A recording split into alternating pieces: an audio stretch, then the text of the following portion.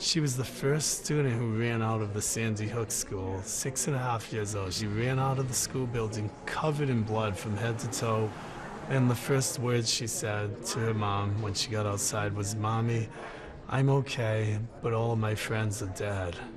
Was she the only child in that class that survived? Yes. Of those who were left in the classroom, of first graders, she was the lone survivor. Somehow, in that moment, by God's grace, was able to act as if she was already deceased. Unbelievable. That Pastor Jim Solomon describing how one of his parishioners, a little girl, was the lone survivor of her classroom by playing dead. Her mother told the pastor that she is suffering from survivor's guilt because so many of her friends, well, they have lost their children, but that mom has hers. This quaint little town of 1,900 people has turned into an epicenter of a nation's grief. Newtown's pain has become the nation's pain, and at the heart of it all are the children who died and those who managed to live through it. It was peaceful, everything was fine, everything was just normal as a regular Friday morning would be to everyone, and then it all just changed. We heard screaming. We were like all scared. We heard a loud bang. We thought that something fell. Then we heard another.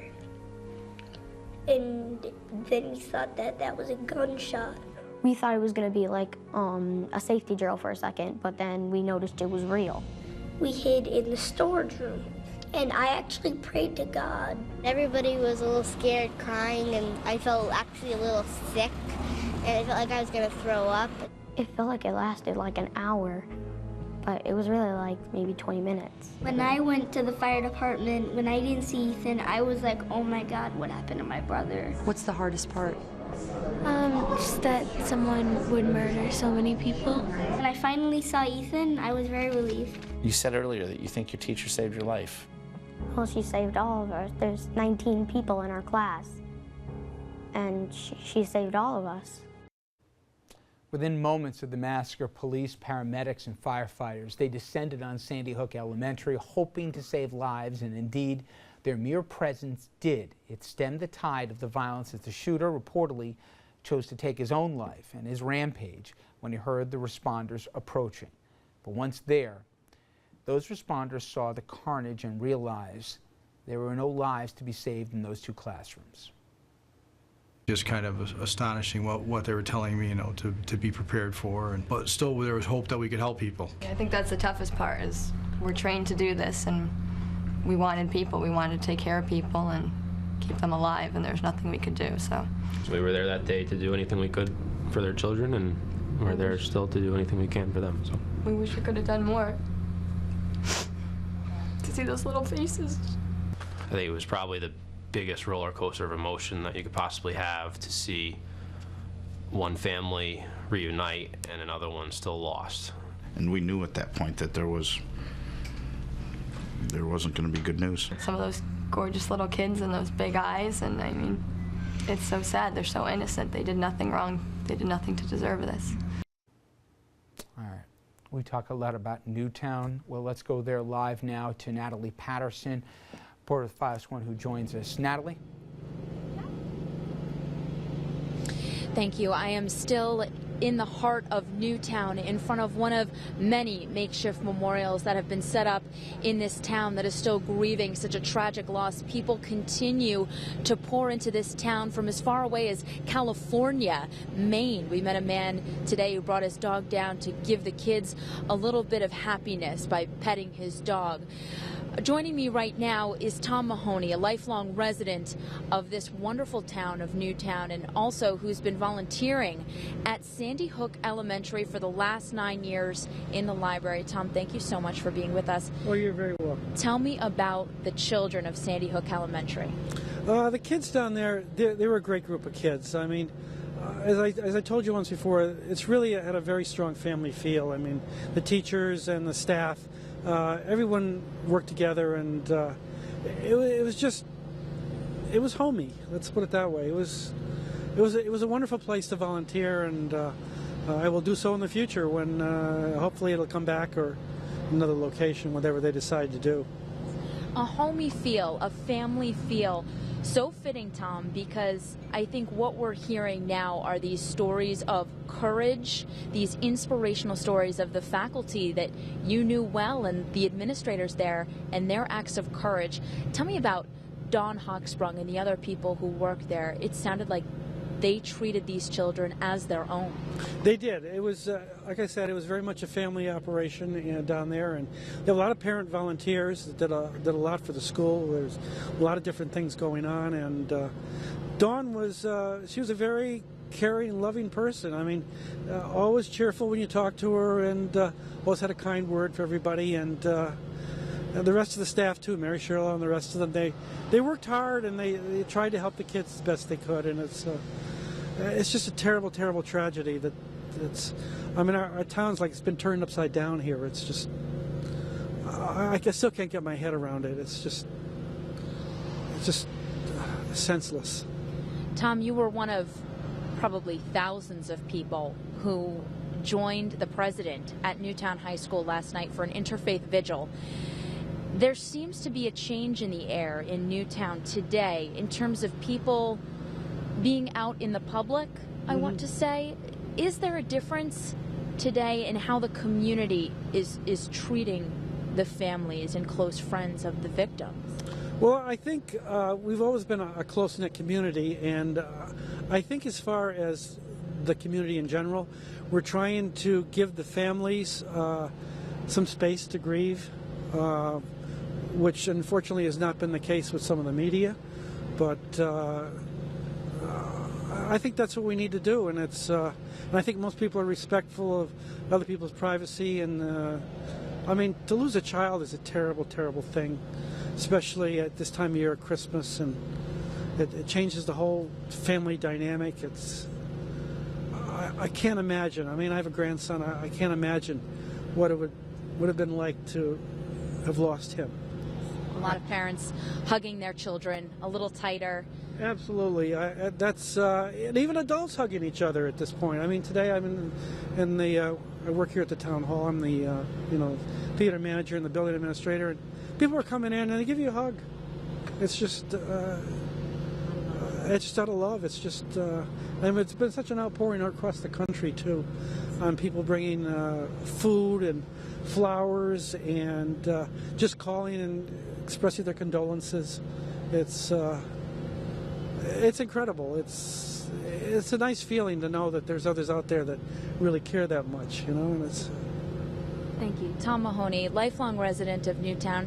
Our thoughts and prayers are with you and your family and your town as you try to heal. Thank you for being with us. Oh, well, thank you very much. That. I appreciate it. As Tom mentioned, this town is giving the families some room to grieve and process their losses, but this is still a town that is trying to heal and themselves coming together, laying flowers at makeshift memorials like what you see behind me. For now, back to you. Thank you very much, Natalie. All right, let me bring my table. We've got three of my friends here tonight. We've got Tom Doherty, former advisor to Governor George Pataki, Dominic Carter, journalist and author, and Andrew Whitman, our senior political correspondent. Let's first just talk about, we talk about the people who descended there, and it's not too much to say from what we know now, Tom. The guy had hundreds of rounds of ammo. They believe, Governor Malloy was talking about this, that the intention was he was going to move classroom to classroom, and the approaching sirens, how fast they responded. And then we forget, a lot of these are volunteer firefighters, which is guys like you and me who at the weekend help out whatever their town is. They encounter 20, I call them babies, right. 6 years old. And they apparently wouldn't even show in training videos stuff like this because it would so traumatize people that would be going into this. It's just inconceivable what they must have descended upon. Absolutely, and heartbreaking for them as well.